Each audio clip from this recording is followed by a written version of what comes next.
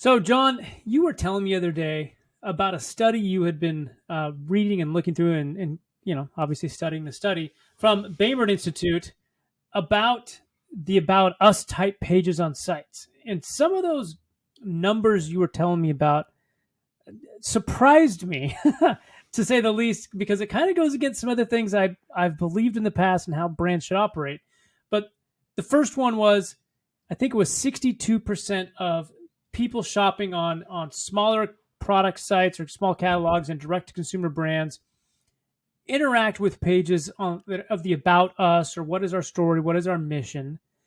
But then if you move to larger retail sites, uh, such as like a Target or a Nike or some of those big major brands, Baymard found that only 37% of users explored those pages or spent some time on them trying to understand what they were trying to accomplish. And, always looking at the differences between small and big brands as small brands try to become big brands.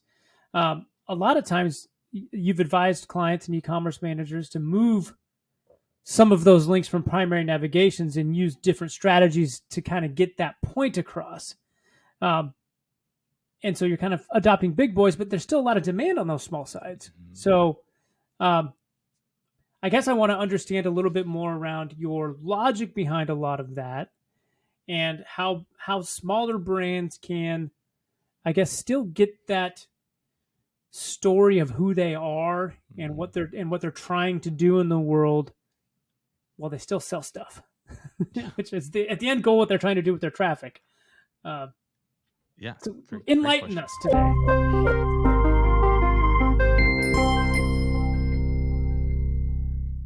Yeah, great question. And I love this topic because it's something I get pushback on all the time. And I think that's why I was sharing kind of some of this information, was because the reality is that,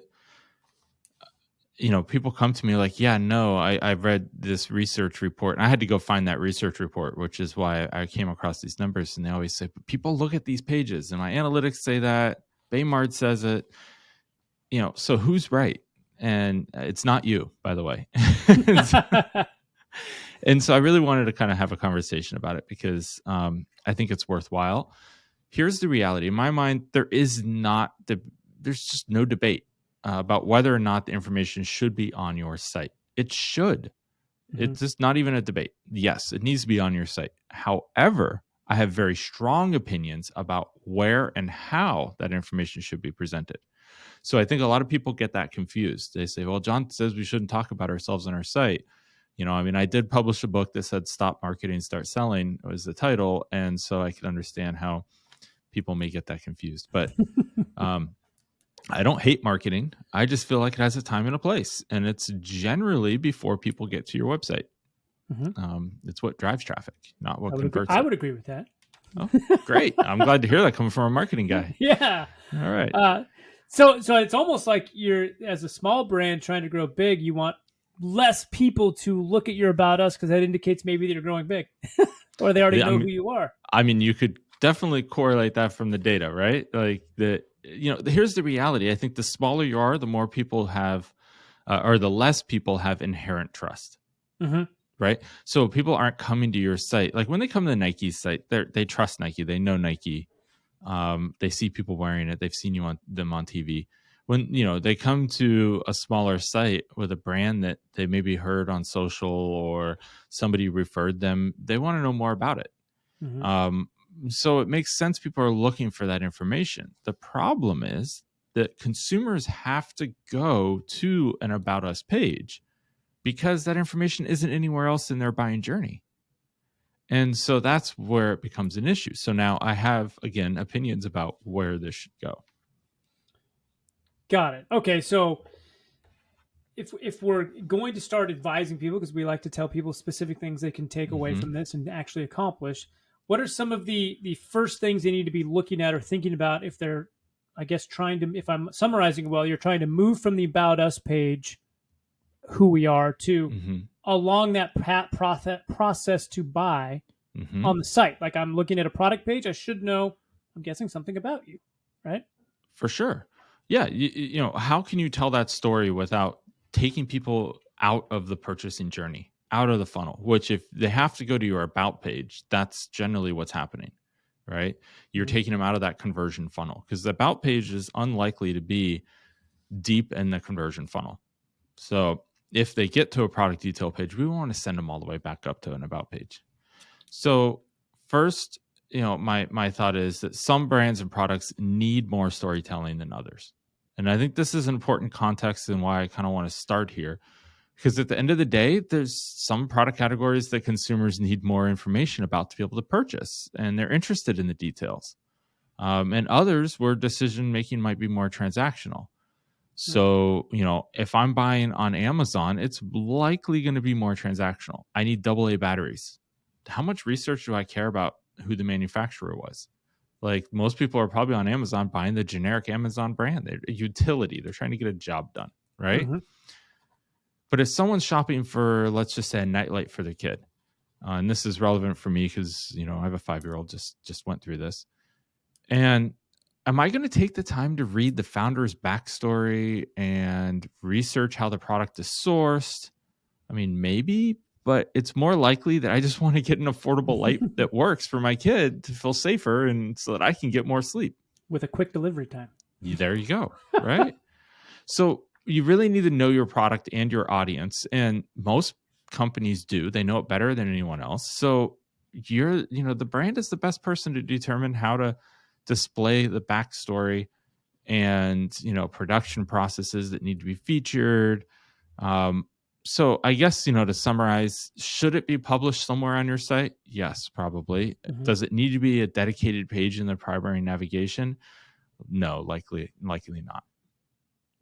And it probably doesn't make sense to bombard a product page if you're driving a lot of shopping traffic, to bombard your product page with a bunch of details about how you manufacture a product, or all the Right. love and care you put into how it screws into the outlet, or Yeah, I mean, great point here, right? That you got to find that balance. You really need Mhm. to find the balance. And the problem is the smaller brands and the mid-sized brands, they always swing in the direction of too much of that content. Almost always. They Mhm. love to talk about themselves and they think that's why people are buying from them. Unlikely. People are buying from you to solve their own pain or need. Mhm. And that's, they have a nightlight they need.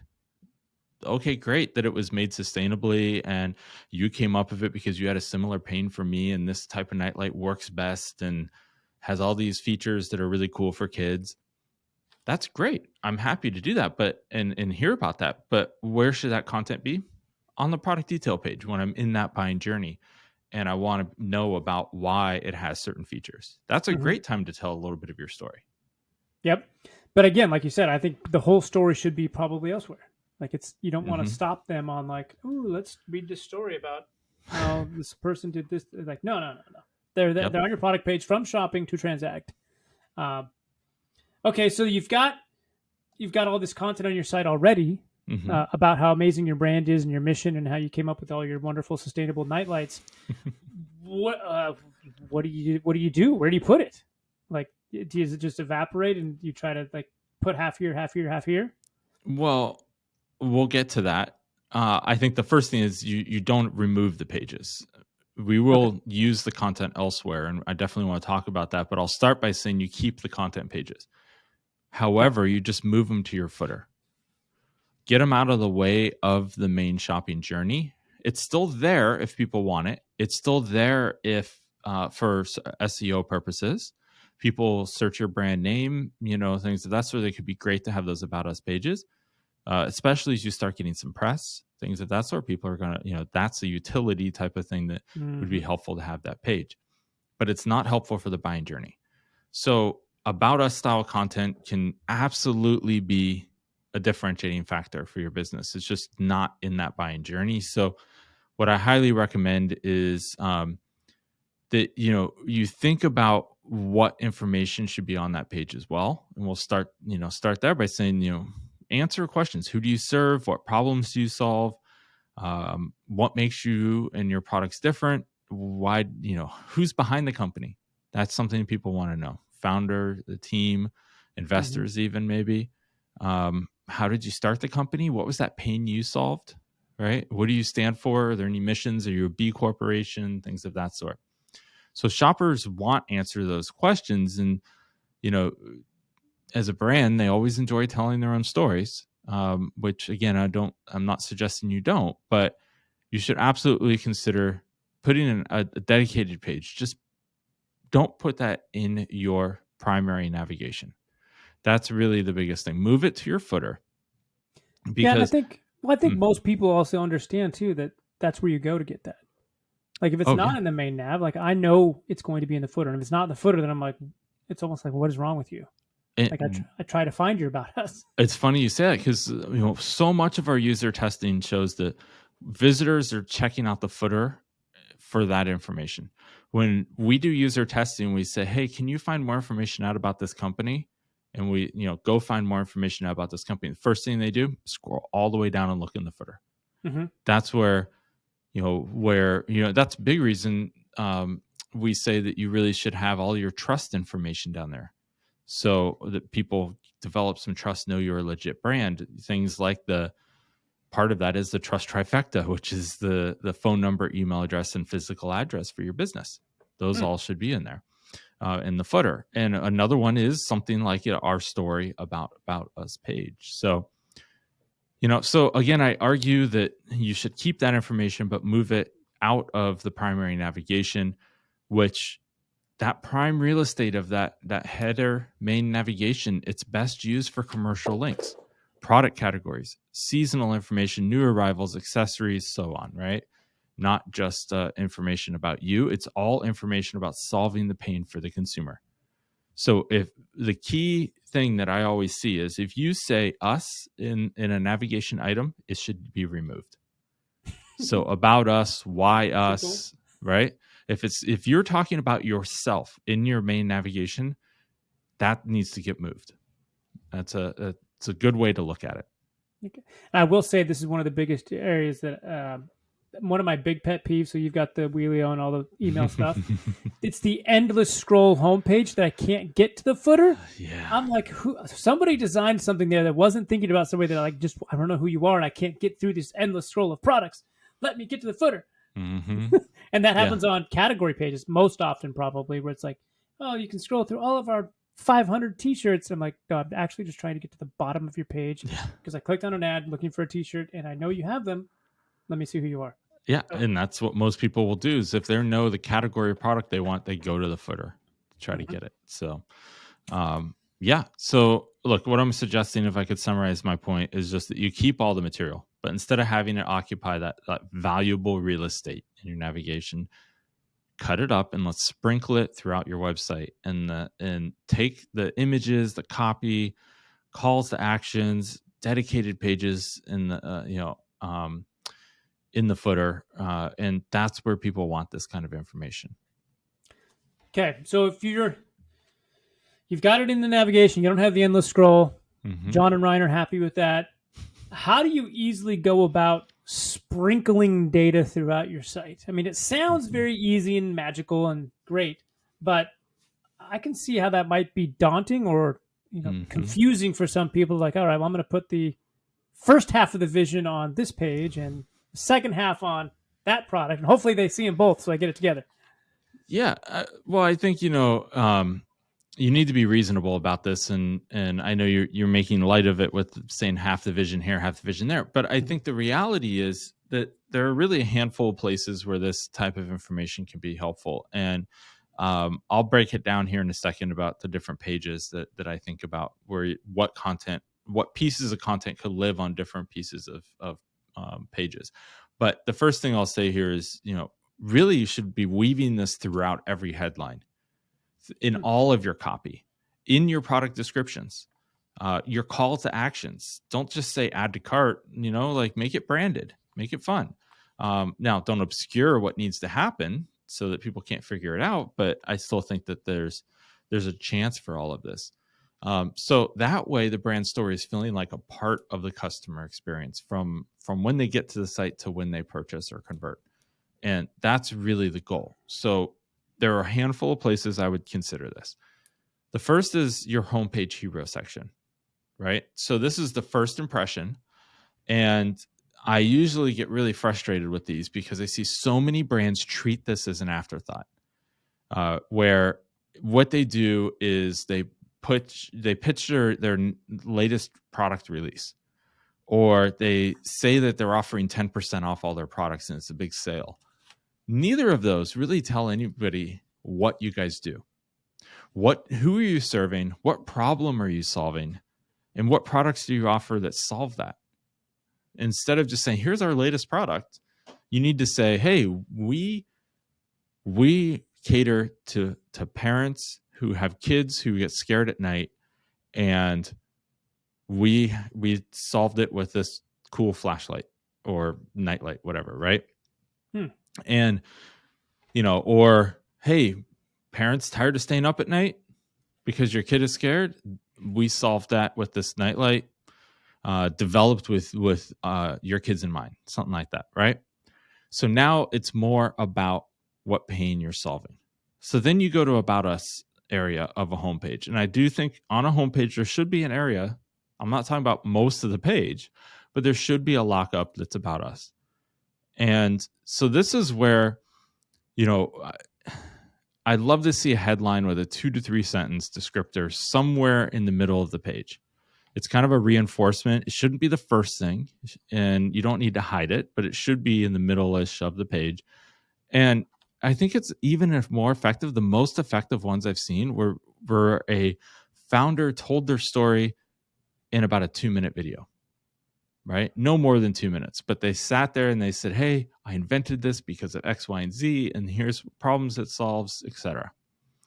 And or now we have all these kids products, but it started one night when my son kept getting out of bed, and here's the initial nightlight product that now here we are 10 years later, we have all these other products to solve this problem. So that's a great opportunity to really be telling the founder story and introducing them to the why and what problems you're solving.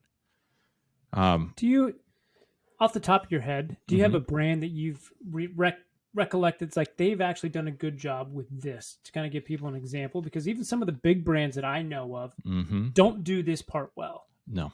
And so there's got to be some mid-tier brands or somebody that you know of. Yeah. A great one that I don't know. There's two, kind of keeping the theme of kids.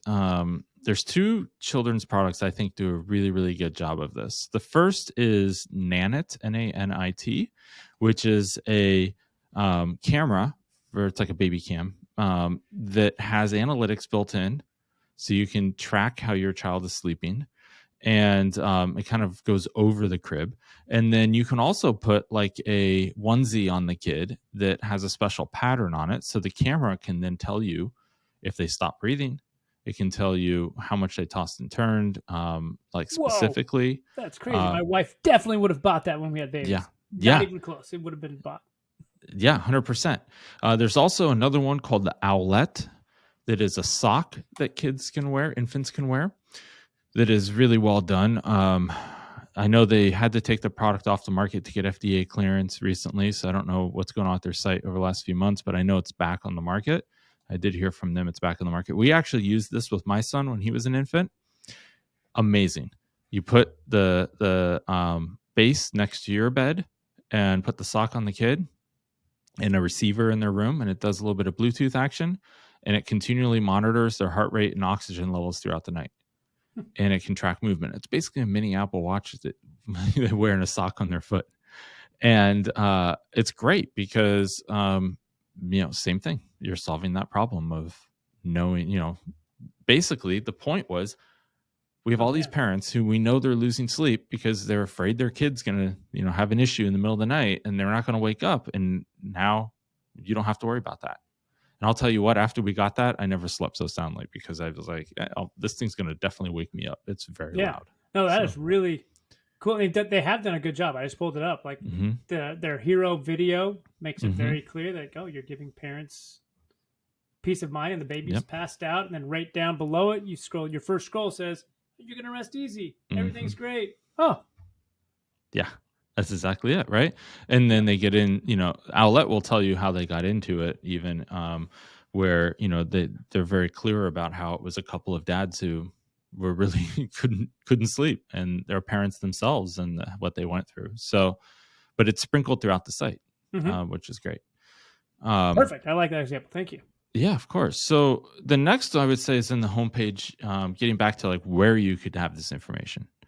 On the homepage in the product areas. So if you're going to have some products on there, it's pretty common to see a section now of bestsellers or feature products, but they almost always miss the mark when it comes to storytelling. A lot of brands will just put 5 images of products with a link to view details, or the worst is even add to cart at that point because nobody's ready to purchase. But quite often I see a product section that just includes that information. It's not really helpful to anybody. So I think this is a great opportunity to include a single kind of punchy line describing what the product is and the benefits to the customer. It could be something, I was on a coffee site the other day looking at getting some coffee, and it said something like this: ethically sourced dark roast is perfect for early mornings at the ski lodge. And does that not just put a vision in your head? You're like, heck yeah, I want to go to a ski lodge right now. Like, I want that feeling. Yeah. And it coincidentally was snowing in Portland. So I think, it just can be enough to prime us and help to basically understand how the product will fit into their lives a little better. That's all you're going for. And you can see just, what is that? 10 words. Did it? Doesn't have to be a lot. So, moving off the homepage, I would also go to the product detail page. I think this is always a great opportunity. Inside the product details, I think one of the best places to tell the story is in the product detail page areas like the product description, the specifications, materials, sizing, ingredients. All of those things can really be great opportunities to brand that copy and sneak in more information about who you are. I know we both look at dozens of stores each week, and the vast majority to me have cold and just flavorless product copy, unfortunately. It might describe what the product is and what purpose it serves, but it's presented in the same way that maybe a bottle of sunscreen tells you when and how to apply it. It's just super matter of fact. It's not helpful and help me understand the brand or why I would use them. So I think this is an opportunity to bring the personality about the company and the products to the forefront. So the last one is within a video on a product detail page. And I bring this up last because I know it's hard to produce video content, or a lot of people think it is. But they say picture's worth 1,000 words, and I think a video is worth 10,000. You can do a lot. I talked earlier about having a video of the founder or company ownership on a homepage, or I think that's a great opportunity. You can go a lot deeper on a product detail page, and I think in terms of the quality, you'd be really surprised how low the bar is for consumer preferences. Right? I mean, nobody's going to care. Just prop up your iPhone and take a 2-minute video about the product. People who do this really, really well. One of our ex-clients, Bear Performance Nutrition, BARE Performance Nutrition. Nick Bear is a natural in front of camera. He's got a massive YouTube channel with millions of viewers because he's just really good about documenting his entire journey. He definitely follows the Gary V document, don't create model, but he's very good. He's gotten to be good in front of a camera. And so he sits down at a desk, kind of like we are now, in front of a mic, and just like, okay, here's this product. Here's what I use it. Here's what it is. Here's what's in it. Here's the flavors we have. He just talks about the product for 2 minutes, no more. Really quick 2 minutes. Like, hey, if you want to, have a pre-workout drink that really helps you get the energy boost you need before you go work out, this is the one. This is the product in our lineup that you want. You can mix it in a protein shake. You can take it, in a glass of water if you want. I use this every morning instead of caffeine and coffee. And then I use it with pre-workout right before I work out as well. So he goes on about that, and he's like, hey, it's tested in a lab to be ethically, or like meet all of the pro sportsman Olympic committee stuff. Right. And like, he'll go into things like that are a little bit of benefits, and then talk about why they, test everything. So he's really, really good about this. And it's not fancy production. It's just him sitting at his desk talking about these things, and people love it. We really when we worked with him, we surfaced these items up to the top of the page on product detail pages because it was something we found when people saw that video and watched it.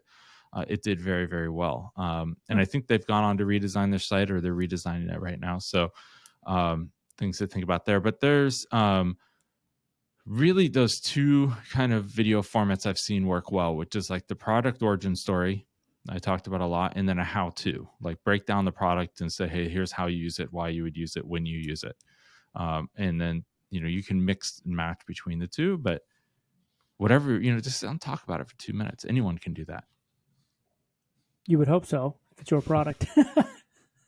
Can't. I'm like, well, next episode is going to be you talking about Joyful Dirt for 2 minutes, and we'll see where that goes. Hey, you can go to the Joyful Dirt site, and I actually have a video on there when you scroll down. So there you go. I've been taking John pointers. Awesome. Okay, so in summary, get anything about you and your brand and you as the owners out of the navigation. That's not where it goes. Allow that to be in the About Us at the bottom. People are naturally prone to scrolling down there anyway. Yep. Even if you've hidden it in a hamburger menu at the top or something, go to the bottom. And then take that story and make it obvious, no matter where they're coming into the site from a traffic perspective, who you are. Like, don't make them have to go to the About Us page if they land on a category or product page to know something about you. They should get something out of that from saying, hey, I clicked on a shopping ad, got to this product page. Without going to About Us at the bottom, I already know something about this company, and I have a feeling of who they are. Yep. And then it's, I think, constantly testing different ways of creating that homepage About Us feel, like telling somebody who you are without telling them who you are almost. Yep. And so I think that's a good challenge for a lot of us smaller brands, and even larger brands that haven't got, there's a lot of large brands that don't do things right either. So I don't think it's necessarily large or small, but I think the percentage of larger brands that have gotten it right is probably higher than the percentage of smaller brands that has gotten it right. I think they got it right at one point. And I think, there's a great, I think it's called Society 9, a woman's boxing brand in Portland. And the lady worked at Nike, and Nike doesn't do boxing specific stuff. And she left Nike and she started a brand that is all women's boxing apparel and gear. And it's serving a niche market, but she's really good about talking about why she's doing that. And the reality is, what happens with Nike is that they have, and I use them as an example only because we've talked about them and they're a very large brand. Their marketing campaign is all now about being seen on an athlete, right? It's just awareness for them. It has very few people, except for the business world, really care about where Nike came from at this point. What's his book, Shoe Dog, that was everybody really raves about, the founder of Nike and the story of that.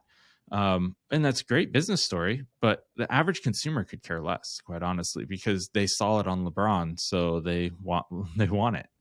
And they know, but small brands, they don't have that option. You're not going to be able to go pay LeBron millions of dollars to wear it. And so, that's where, this lady at Society 9, she does a really good job of just telling about why she did this. No one was supporting this niche audience, and she loved it. She couldn't find anything for herself, so she decided to do it, take it into her own hands, and make it happen. So I think, little things like that can go a long way. Oh, yeah. I'm excited. So if you're out there, start testing on some of this content and hero content on the homepage. I think you'll be pleasantly surprised with the content. And then I think a lot of brands need to move that brand story outside of the website too. I think most people are going to find your brand outside of your website, like social, YouTube, like a lot of your demand generation channels. That's where I focus a lot of my brand content or efforts to tell people who I am. Yeah. And that was something I said at the beginning, right? Which is, people are going to come in already kind of knowing about your brand to some degree because they heard about you from a friend. And now it's time to really kind of make sure it's weaved into the story so that they're reminded of that as they're thinking about themselves. Because once they get to the site, they're really thinking about themselves. For sure. Great. All right, well, thank you, John. I appreciate you educating me and letting me know a little bit more how to talk about myself on the website without talking about myself. And I like it. Thanks, John. Awesome. Thanks, Ryan.